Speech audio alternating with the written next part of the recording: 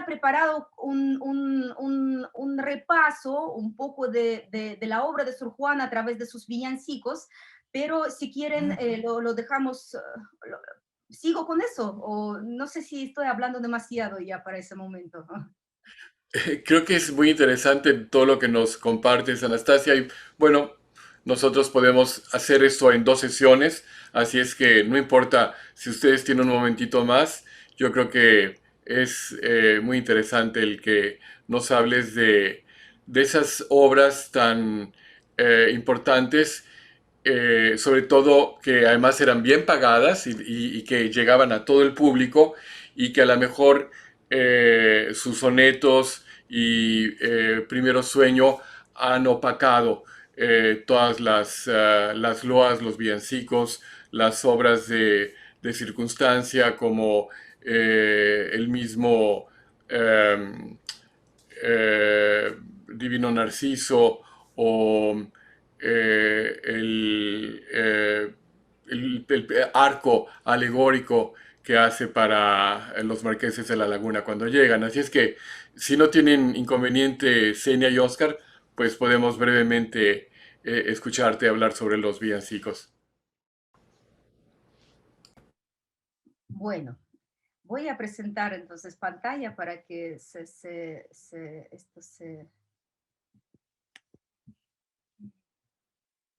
sea un poco más listo, ¿verdad? Eh, Resaltaba entonces, ¿no? Que si bien el volumen de la lírica popular, de la lírica personal de Sor Juana ha sido muy estudiado, también podemos sacar muchísima información interesante a partir de los otros impresos, ¿no? Entre ellos los impresos dedicados a las fiestas, que son medio olvidados, aunque existen trabajos, ¿no? Sobre estos impresos. Bueno, y Sor Juana participó justamente en uno de los arcos triunfales por parte del Cabildo. También estudiar panorámicamente los villancicos, porque no solamente nos hablan de una de las facetas de Sor Juana como poeta, sino que también reconstruyendo todo el volumen de la producción, ¿no? De la época, podemos sacar no pocas conclusiones sobre cómo se manejaba el mundo intelectual del momento, quiénes eran, ¿no? Los que salían en el escenario de la catedral y participaban, ¿no? Y lucían, ¿no? Aprovechaban también de este escenario en, en, en ese tiempo, perdón, así como ver las relaciones, ¿no? Las distintas relaciones entre los prelados, entre los cabildos y entre el clero, la Universidad Pontificia de México, las distintas congregaciones como la poderosa congregación de San Pedro y San Pablo, un cúmulo, ¿no? Unas redes intelectuales que todavía tienen que ser abordadas de esta manera, disculpen. Bueno, toda la obra de Sor Juana es tangiblemente personal y por eso se vuelve tan pertinente, tan atractiva la lectura que hace de Sor Juana Antonio Alatorre. Por esa misma razón también encontramos bastantes villancicos con huellas muy íntimas suyas, ecos con otras obras, con su vida misma, que justifica una lectura biobibliográfica de su producción literaria. Esta perspectiva le va a servir, tomada a secas como argumento y casi por impulso y encantamiento de los versos, a Méndez Plancarte para atribuirle una serie de pliegos de villancicos cuya revisión será, eh, podremos emprender, ¿no? En estas diapositivas. Eh, bueno, es pertinente aclarar, ¿no? Que ese segundo volumen de las obras de Sor Juana sobre los villancicos está dividido en dos partes por Méndez Plancarte. En la primera parte están los juegos que fueron documentados por Méndez Plancarte Y son los juegos que aparecen impresos en algunos de los volúmenes o en la Inundación Castálida o en el segundo volumen, ¿no? Luego se hicieron algunos cambios ahí también con la fama de obras póstumas. Y estos juegos que son relativamente seguros, ¿no? En cuanto a su atribución, son estos, que son los que vemos acá, ¿no? O sea que Sor Juana inicia su relación con el Cabildo de la Catedral de México en 1676, ¿no? El primer juego que ella escribe es para la fiesta de Asunción, es la fiesta patronal de la Catedral de México. Luego tenemos del mismo año un juego de Nuestra Señora de la Concepción, que es un poquito más problemático, porque en el pliego suelto de estos villancicos no está el nombre de Sor Juana, y solo se incluyeron en el segundo volumen algunas de las composiciones, no el pliego completo. Entonces, la discusión todavía sigue ahí. Luego, al año siguiente, al parecer la contratan los mercedarios. No nos consta que la fiesta de San Pedro Nolasco se haya celebrado en la Catedral de México, pero el mismo año sí escribe también para el Cabildo de México el juego de San Pedro, ¿no? Que era uno de los santos más importantes en la Nueva España, porque era protector del clero secular, ¿no? Entonces de ahí también la importancia de esa congregación de San Pedro y San Pablo que acababa de mencionar, ¿no? Y vemos ahí que, bueno, la colaboración del compositor Agurto Loaiza hasta 1688, ¿no? Que era el maestro de capilla de la Catedral de México, era bastante intensa con Sor Juana, ¿no? Año tras año le encarga pliegos, ¿no? Y vamos a ver que ahí es donde llegamos al año de 1688, cuando sucede una ruptura, ¿no? Una ruptura porque de repente Sor Juana empieza a escribir para la Catedral de Puebla, ¿no? Es para esa Catedral de Puebla, donde estaba como obispo, ¿no? Manuel Fernández de Santa Cruz. ¿Y qué sucede en el año de 1688? Cambia el maestro de capilla, se convoca, bueno, ya un poco por vejez, ¿no? Se convoca nuevo concurso, llega Antonio de Salazar, lo gana Antonio de Salazar, que hasta ese momento estaba como maestro de capilla de la Catedral de Puebla. Entonces llega a México en 1688 Antonio de Salazar. Y vemos que al menos entre los años 1688 y 1689, Sor Juana no escribe para la Catedral de México, y de repente la invitan a la Catedral de Puebla, ¿no? A la Catedral de Puebla, y a partir de ahí salen bastantes cosas, ¿no? Con su nombre. Bueno, el juego de Concepción, el juego de Navidad, que es el problemático juego en el que, bueno, del que conservamos dos pliegos distintos. En uno de ellos no está el nombre de Sor Juana y en otro sí está el nombre de Sor Juana, y es un pliego que fue configurado por el compositor de la Catedral de Puebla a partir de distintas fuentes que él tenía a la mano, y en realidad, bueno, están las obras de todos los grandes villanciqueros españoles, ¿no? En ese pliego. Y lo más probable es que la atribución del nombre de Sor Juana posterior en una de las reimpresiones de este pliego fue falsa, ¿no? Fue una falsificación en realidad, ¿no? Bueno, regresa en 1690 a la Catedral de México con un solo pliego de Asunción, ¿no? Pero sigue colaborando con la Catedral de Puebla. Escribe bueno, y resulta que si bien en México le dejaban hacer cosas, ¿no? Bueno, experimentar, innova en algunas cosas, dialoga con Manuel de León Marchante, con distintos autores, colores, revoluciona algunos géneros, bueno, porque el villancico es un género que permitía muchas mezclas, ¿no? Es decir, vamos a tener villancicos en jácara, villancicos en vejamen, villancicos, digamos, de enigmas, villancicos de pruebas, villancicos que son simplemente panegíricos.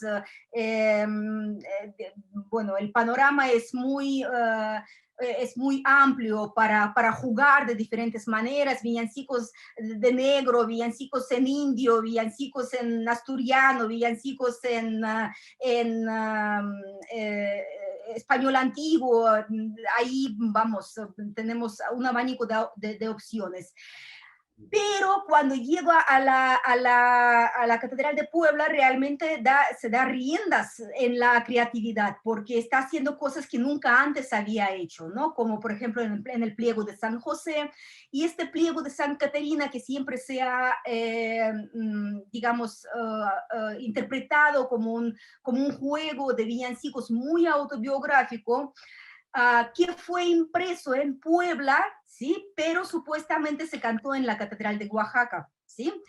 Y la aprobación para imprimirlo en Puebla también se dio por el obispo Manuel Fernández de Santa Cruz, ¿no? Y la dedicatoria que aparece al inicio del pliego, que elogia en varias páginas a Sor Juana como nadie nunca la había elogiado de manera impresa, fue hecha por un canónigo de la Catedral de Oaxaca, que era hermano de otro canónigo que estaba en ese momento en la Catedral de Puebla. Es decir, es una situación que todavía tendríamos que desentrañar, ¿no? Aquí les traigo algunas portadas de los pliegos de villancicos que se publicaron, ¿no? De la Catedral de México. Bueno, este es el de San Pedro Nolasco, aquí está del lado izquierdo, ¿no? Que como les comentaba, está indicada la Orden de la Merced, sin embargo no aparece ninguna mención de la catedral. Y lo interesante es que los ejemplares que se conservan actualmente en la Biblioteca Cervantina y también algunos ejemplares de pliegos que están en la Biblioteca Nacional de Antropología e Historia llevan atribuciones manuscritas, ¿no? Que hablan de que son obras de Sor Juana. O sea, por ejemplo, acá, ¿no? Como ven en la portada, en el pliego de San Pedro Nolasco, no aparece el nombre de Sor Juana, pero abajo aparece una atribución antigua manuscrita que dice que el villancico, bueno, que este juego se escribió por Sor Juana. Y al interior de ese pliego nos espera una sorpresa, porque aparecen las notas autógrafas de Sor Juana, donde corrige algunos versos, sobreescribe otros, e incluso en las últimas composiciones que se añaden a ese pliego, ella pone una nota: estos de la misa no son míos, ¿no? Rúbrica para que, bueno, digamos que este famoso, ¿no? Dato de que los pliegos, los impresos no son definitivos en esta época y se seguían corrigiendo, ¿no? Por parte de los autores. Bueno, saltando toda esta parte, porque ya estoy ocupando mucho tiempo en esto, sí, me gustaría también comentar que mientras estaba editando Méndez Plancarte, Los villancicos de Sor Juana, se emocionaba tanto con estos textos que, bueno, revisando los otros pliegos que tuvo a su alcance, dijo: este también pudo ser de Sor Juana, y este también, y este también, y este también. Entonces, todos estos los incluyó, ¿no? Al final del volumen como pliegos atribuibles. Y de estos pliegos, uno sí lleva una anotación manuscrita antigua que dice que es de Sor Juana también, que es de San Pedro de 1691 para la Catedral de México. Y ahí entonces creo que es la única atribución que podría ser discutido, aunque a mí en lo personal ese juego no me gusta tanto, ¿no? Como otros, ¿no? De Sor Juana. Bueno, entonces este es el resumen también de los pliegos que se hicieron para Puebla y para Oaxaca. Y a mí al final, bueno, aquí del lado izquierdo está muy discutido juego de Navidad de 1689, ¿no? Donde están composiciones de diferentes autores españoles. Y bueno, fue la gran discusión cuando la tachaban de plagiaria, ¿no? A Sor Juana, porque se incluyó también, ¿no? Ese juego también se incluyó en las obras completas de Sor Juana. Y me gustaría más bien, estoy haciendo mover las cosas, sí, regresar a esta tabla, ¿no? Sabemos que existe una tradición, ¿no? Que interpreta los últimos años de la vida en el sentido de que ella sucumbió frente a la presión que ejercían los prelados sobre ella, ¿no? En ese sentido fue también interpretada la carta de Sor Filotea, ¿no?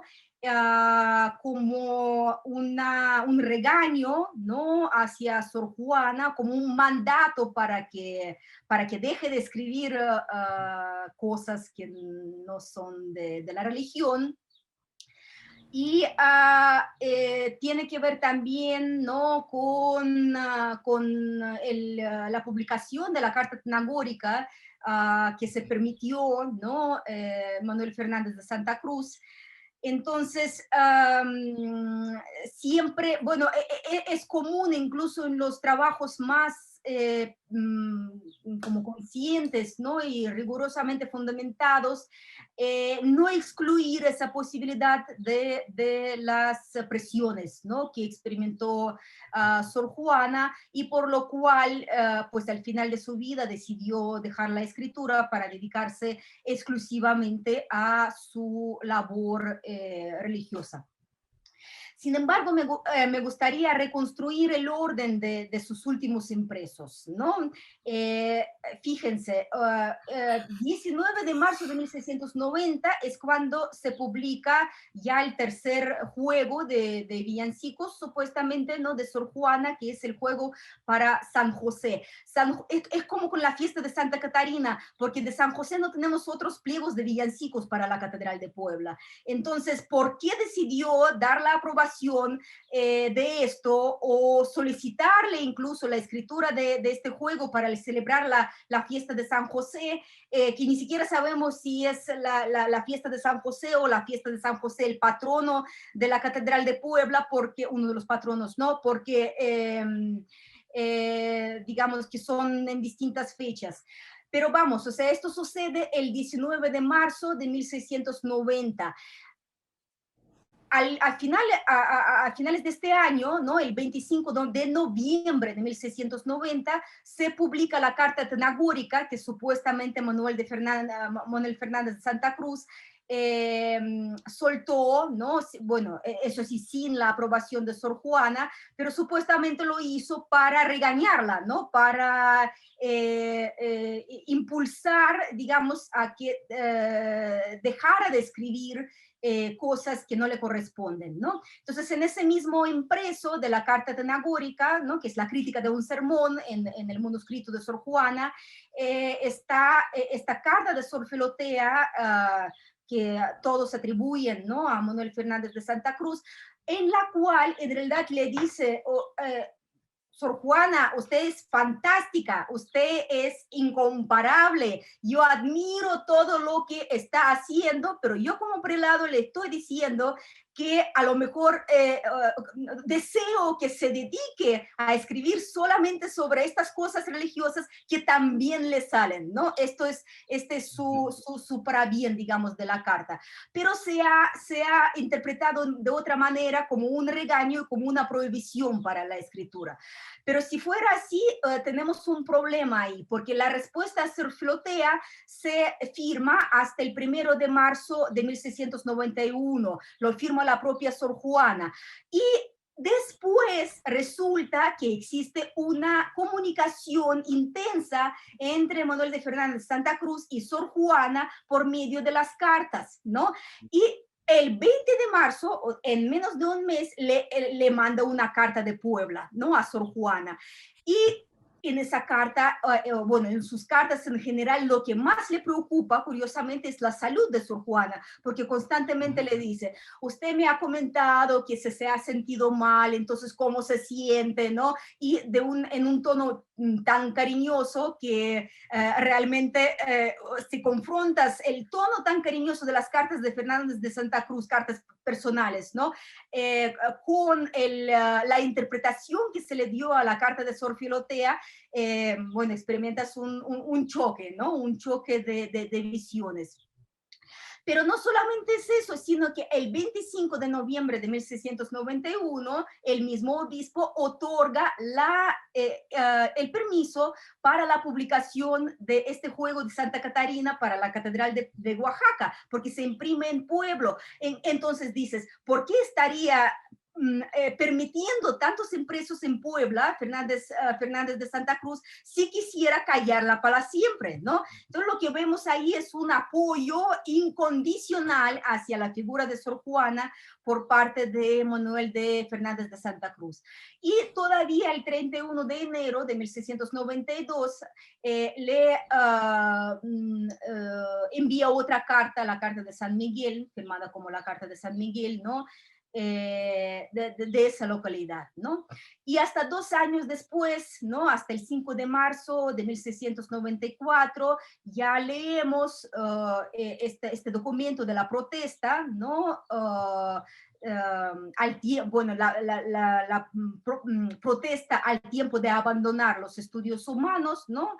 Y proseguir, pues, en el camino de la perfección, que es un momento pues que antecede prácticamente a la muerte de Sor Juana. Entonces, en este panorama, realmente sí, y desde los villancicos también, ¿no? Tenemos que repensar, ¿no? Esta imagen, ¿no? De Sor Juana, como Sor Juana perseguida, como Sor Juana que tuvo que remar, ¿no? Contra viento y marea para reafirmarse, porque hay muchos datos que la rodean que hablan de lo contrario, que era una persona muy venerada en su momento, de una fama muy reconocida, y muy apoyada además por los grandes prelados, por las grandes autoridades y personajes en general del mundo, tanto del mundo intelectual como del mundo empresarial, pues vio en vida, como lo comentaba al principio, varias de sus 2 volúmenes, ¿no? de sus obras y al final, pues también la fama de obras póstumas. Bueno, yo creo que aquí me quedo, ¿no?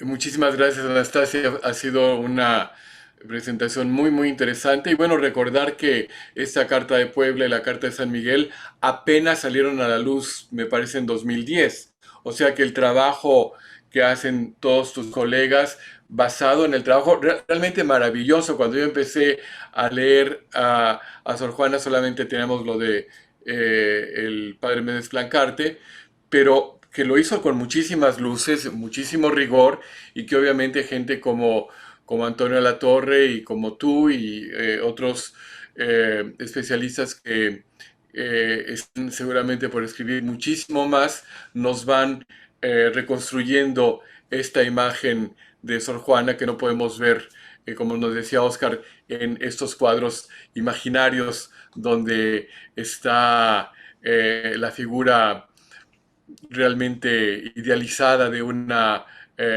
monja eh, muy, muy hermosa, de grandes ojos, pero que quizás estaba muy, muy lejos de lo que realmente era Sor Juana. Zenia, quisiera ahora regresar contigo y que nos hagas alguna pregunta para Óscar o para Anastasia y entrar ya a la parte final de esta tertulia. Muchas gracias para estas presentaciones magníficas. Un otro aprendizaje, no puedo decir esto, no es mi ignorancia, es un otro aprendizaje.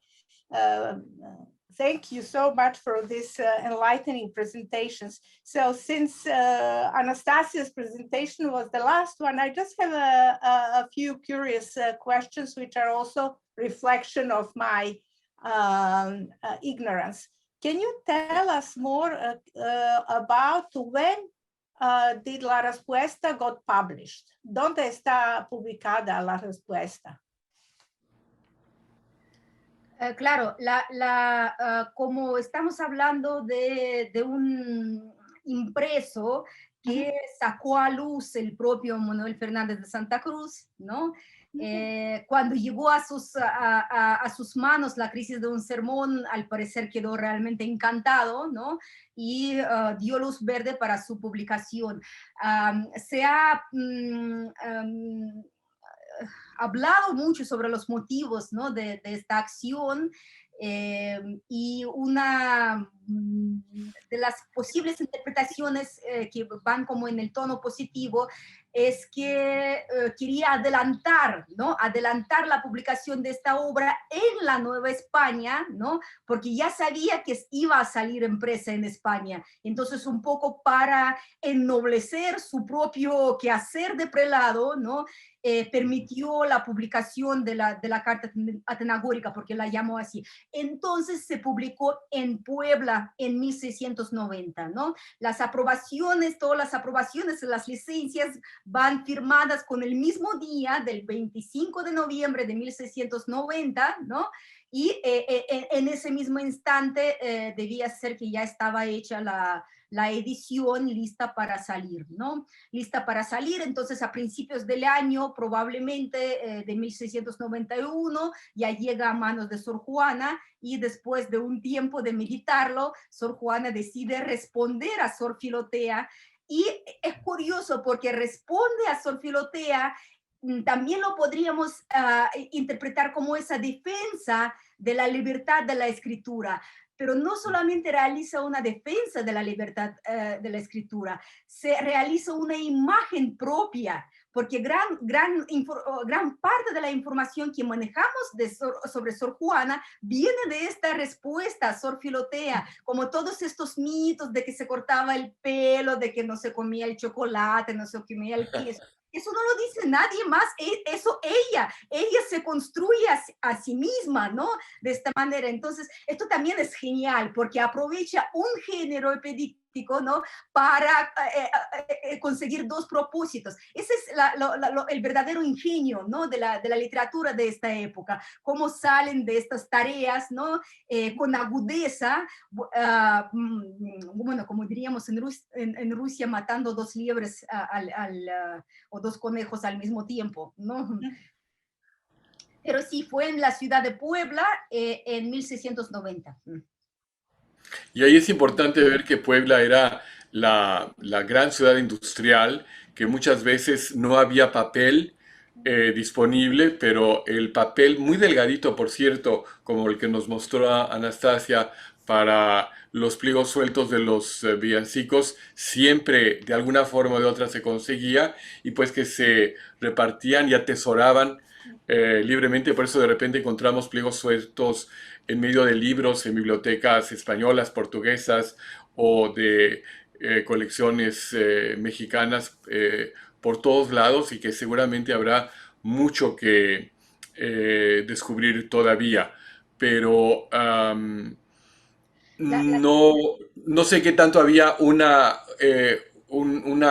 empresa similar a la de Puebla en Oaxaca para poder haber impreso fuera de la Ciudad de México o la ciudad de Puebla este tipo de publicaciones. En ese momento en Oaxaca no había imprenta, ¿no? Ujú. Pero a mí sí me llama la atención porque, es decir, los de Oaxaca podían imprimir sus pliegos en Puebla, pero nunca lo hicieron. Es el único pliego que se conoce, es ese pliego de Sor Juana, ¿no?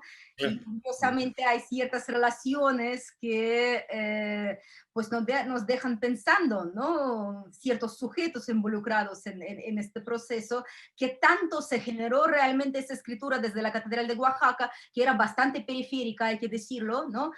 Y Sí. no desde la Catedral de Puebla. Ahora, hablando de la ciudad de Puebla, a mí sí me gustaría resaltar también, ¿no?, que en el mundo de las letras, en esa época, existen dos mundos diferentes. Uno de la ciudad de Puebla y otro de la Ciudad de México. Y en la ciudad de Puebla había grandes letrados y también poetas cuya obra conocemos muy poco o casi desconocemos, ¿no? Entonces, este es como el otro camino para la investigación, que definitivamente en algún momento tendrá que ser abordado, ¿no? Esta reconstrucción, porque estamos pensando en los autores de la Ciudad de México y decimos que son los autores de toda la Nueva España. Esto no es cierto, ¿no? Son los autores que estaban en la Ciudad de México, en la capital, ¿no? Pero esto no quiere decir que son los autores de todo México en ese momento, ¿no? Falta mucho por hacer, ¿no? Realmente mucho por hacer, que sería una invitación para los estudiantes. Perfecto. Gracias. Oscar, yo quisiera hacerte una pregunta también, y es que dentro de mis alumnas y alumnos, muchas en Estados Unidos, muchas me preguntan sobre esta relación no platónica entre Sor Juana y doña María Luisa Manrique de Lara y Gonzaga, la marquesa de la Laguna. ¿Es alguna pregunta con la cual tú también te has enfrentado? ¿Qué tanto interesa este tema a tus alumnos del CEPE? Es un tema que no toco en realidad en el grupo del CEPE. Sí lo he enfrentado en otras clases, pero no específicamente en esta, porque también el interés es no generar precisamente este tipo de lecturas de la época, es decir, siglo XX, XXI, con estos discursos de género y demás. Lo que procuro hacer en las clases del CEPE es precisamente que los estudiantes en este curso general reciban información general, información que nos hable sobre cada una de las épocas ya después, bueno, si se llega a profundizar con alguno de ellos que haya escuchado sobre la figura de Sor Juana como ícono feminista, entonces sí se aborda el tema. Porque de otra manera lo que podemos estar generando es precisamente una visión sesgada del personaje y su momento histórico. Porque, bueno, una cosa es lo que ella haya vivido y lo que representa como parte de la historia de México, y otra cosa es las lecturas que le podamos dar en el siglo XXI bajo nuestra perspectiva y necesidad particular. Entonces, este tipo de cuestiones, por ejemplo, tampoco lo toco con otra figura como Frida Kahlo, que quizá tendríamos más información de Frida Kahlo que de Sor Juana para hablar de estos supuestos lesbianismos, etcétera, etcétera, nuevamente, si no tenemos las fuentes suficientes y también hacer que el estudiante se lleve esa imagen que puede ser efectiva en cuanto al aprendizaje, ¿no? En cuanto a que relacione la figura inmediatamente con un hecho que es de actualidad. Pero creo que sería una salida fácil y aparte una salida errónea, porque Sor Juana es importante por los textos que escribió, porque efectivamente es una mujer que sobresale del común de las mujeres de la época, pero no llevarla más allá como se ha hecho, ¿no? Yo entiendo que existen estudios de género que han profundizado en estos temas, que quizá hagan investigaciones paralelas, no solo de la obra de Sor Juana, sino ir buscando el momento histórico, la vida de la marquesa, etcétera, etcétera. Pero sí, yo procuro no generar este tipo de cuestiones, sobre todo para alguien que apenas está conociendo a la figura. Si hablamos ya de alumnos mexicanos en donde sí ya conocen más la obra, conocen al personaje, entonces sí ahí quizá ir profundizando sobre si pudo haber habido, no pudo haber habido, como bien mencionó ahorita, una relación platónica, una relación de amistad que no necesariamente tenga que acabar en un acto sexual, como muchas veces ahora tratamos de ir difundiendo. Sí, en ese sentido sí considero que sobre todo con los extranjeros que apenas están introduciéndose en la obra de Sor Juana, hay que tener mucho cuidado en este tipo de salidas que son sencillas en cuanto a, bueno, ya van a relacionar a la monja, ¿no? Pero no, antes de pensar en la monja escritora, van a pensar en la monja feminista, cuando el feminismo es otra cosa, creo yo, ¿no? En este contexto en el que lo estamos viviendo. Es precisamente lo que mencionaba Anastasia en este maravilloso artículo de Antonio Latorre, Sor Juana y los hombres, que deja de lado estas interpretaciones y que él, bueno, que él publicó en 1986, hace muchísimo tiempo, antes de que realmente estuviera en boga toda esta perspectiva de género que, bueno, nosotros tomamos con mucho interés y respeto y apoyo, pero que pues vuelve complejo el estudio de cualquier personaje. Quisiera yo invitar también a Larry y a Luis Donaldo, dos alumnos que nos acompañan hoy, por si tienen algún comentario o pregunta final. Y de nuevo, darles las gracias a todos ustedes.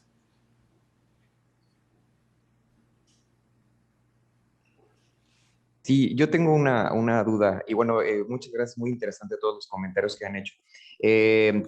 Me gustaría saber, en su perspectiva, cuál sería el orden o cuál sería la recomendación para aquellos que estamos interesados en Sor Juana, pero digamos como en el orden en el que podríamos acercarnos a sus lecturas, ya sea, bueno, de su autoría o de otros autores que hablan sobre su vida. No sé, quizás de empezar con las obras teatrales o a lo mejor quizá con los poemas o quizá con pues los textos religiosos o a lo mejor ya en cuanto a las biografías, con cuál podríamos empezar y si hay alguna quizá biografía histórica, a lo mejor, bueno, no sé qué opinan quizás sobre la serie que se hizo recientemente o las películas o documentales que se han hecho.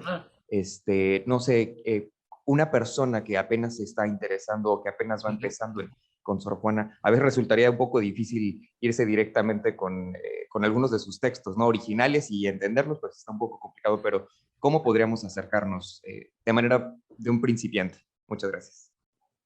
Muy bien, pues es una excelente pregunta. Me gustaría que la respondieran más de uno de nuestros panelistas de hoy. ¿Quisieras empezar tú, Oscar? Pues quisiera más bien que Xenia nos platique su experiencia, porque de hecho ese es uno de los problemas que se tienen en cuanto a la figura de Sor Juana. Creo que se ha presentado, se conoce más la figura de Sor Juana como personaje que con los textos. ¿Por qué? Porque sus textos son difíciles. Para alguien que habla español en este momento, es difícil. Y si para alguien que habla español llega a ser complicado, ahora imaginémonos un estudiante que está aprendiendo español, que está aprendiendo las formas del español del siglo XXI y que tiene que leer un texto de Sor Juana. De hecho, con Xenia solo le presenté un pequeño soneto que no fue tan sencillo de leer. Quiero que nos platiques tú, Xenia, un poco cuál fue la experiencia. Y bueno, ya nada más para cerrar mi intervención, para que Xenia y Anastasia concluyan. Un problema que creo que hay alrededor de Sor Juana y que tiene que ver con lo que platicamos hace un momento con relación a cómo presentarla y desviarla hacia otros temas que no son precisamente el de ella escritora, es que sigue siendo, a mi parecer, siguen siendo textos cultos, en el sentido de que siguen estando cerrados para una buena parte del público. Y si bien es cierto que, como comentaba Anastasia, traducir poesía es difícil, lo cierto es que pues la Ilíada, la Odisea, la Divina Comedia están hechas de una manera en verso y demás, pero se han interpretado y se hacen versiones para niños, se hacen versiones para jóvenes, para no conocedores de este lenguaje a profundidad, y que de esa manera se acerca al gran público a estas obras. Creo que eso es algo que ha faltado con Sor Juana, que nos concentramos en su vida, nos concentramos en su historia, pero hace falta que esos textos que ya están recopilados, que ya están revisados, que se siguen descubriendo, quizá algunos más, como comentaba la propia Anastasia, en algún momento se hicieran versiones que sean más asequibles al gran público, porque creo que de esa manera seguirá siendo importante la figura de Sor Juana personaje, pero también dar a conocer estos documentos, su faceta literaria, quizá no al inicio con estos textos tal cual ella los escribió, pero sí para difundirlos a un gran público, ¿no? Entonces, nada más con esto quisiera cerrar y darle la palabra a Xenia sobre qué fue lo que encontró con este primer texto en español, que fue complicado, y lo que encontró después con algunos textos traducidos en otras lenguas. Entonces, Xenia.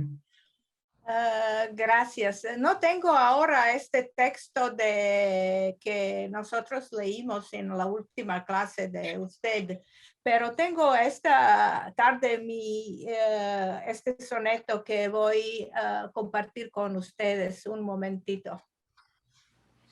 Esto es la poema, un soneto de Sor Juana Inés de la Cruz, y yo quería que no entiendo mucho, pero cuando leí la traducción en serbo-croato, me da un senso que puedo leer y que me gusta mucho. Es muy difícil de entender la poesía para mí en ninguna lengua, y también en mi lengua maternal, pero quiero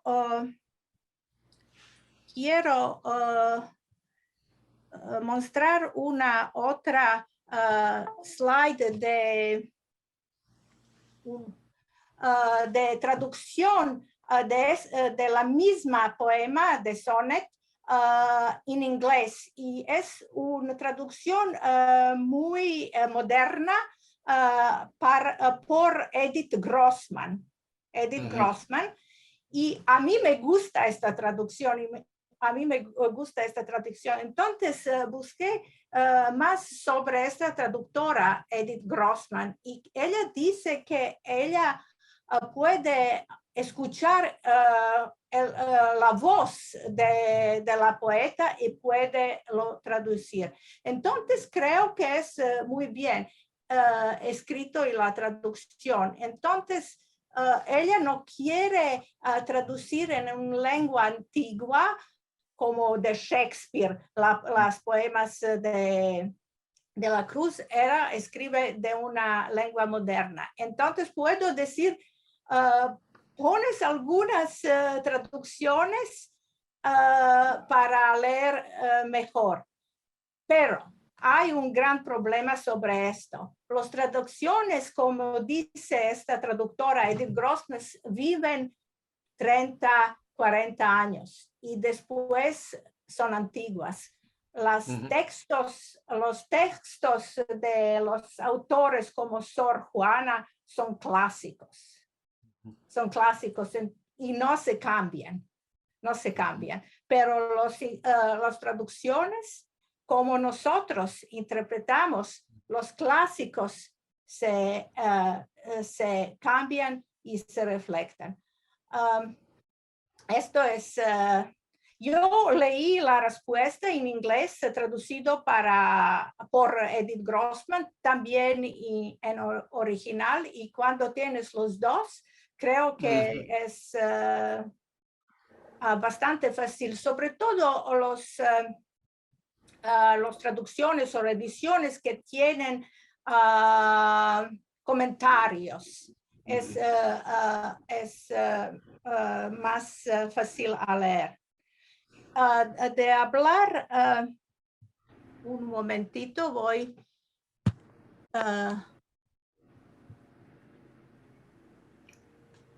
Esto es la respuesta y por qué me impresiona tan bien, pero quiero al fin decir de esto, no puedo coordinar todo esto. en el fin que pienso yo y de Sor Juana y cómo me impresiona. Y esto es un citato de Julia Álvarez, que es una poeta américa dominicana y que escribe en un prólogo de esta traducción de Sor Juana Inés de la Cruz, Selected Works by Juana Inés de la Cruz, which were translated by Edith Grossman.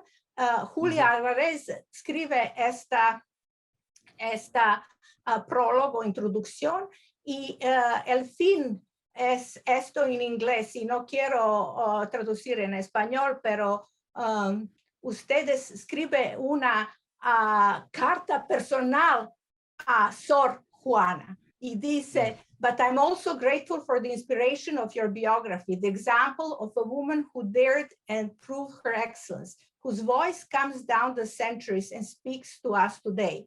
We are reminded daily that the struggle for female education is ongoing. The world is still full of Malalas facing violence for wanting to go to school.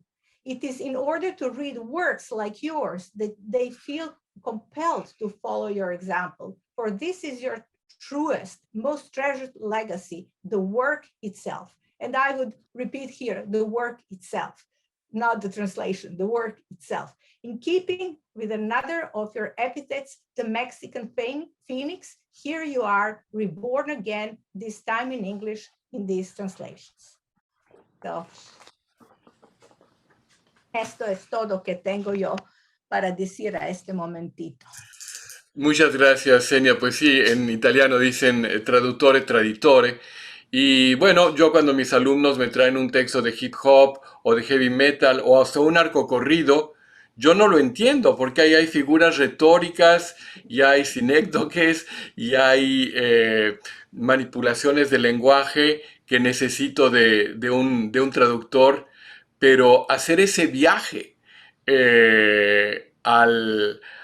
a habitar el espíritu de la poesía original es uno de los placeres de la vida, y quisiera darle la palabra final a la doctora Krutitskaya para que cierre esta tertulia que ha sido realmente entrañable. Solo voy a tratar de contestar la pregunta, porque al fin y al cabo lo que buscamos es, con la tertulia, es llegar a los estudiantes y fortalecer la comunicación, ¿no? La difusión y la divulgación también de la literatura de este periodo tan rico y tan poco reconocido. Realmente no hay consejo que se pueda dar para leer a Sor Juana. Tal vez el mejor consejo podría ser leer más, ¿no? No solo leer a Sor Juana, sino también asomarse a Góngora. La fábula de Polifemo es espléndida. De hecho, me gusta hasta más que las soledades, bueno, en lo personal, ¿no? Porque tenemos que conectarnos también con las obras desde nuestra personalidad.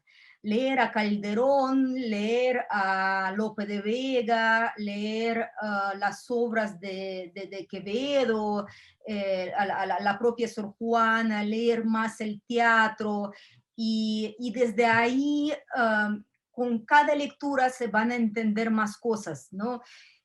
Porque acá no va a ayudar realmente, para esa época sobre todo, no va a ayudar un buen vocabulario, no va a ayudar realmente la fluidez del español moderno, sino lo que va a contribuir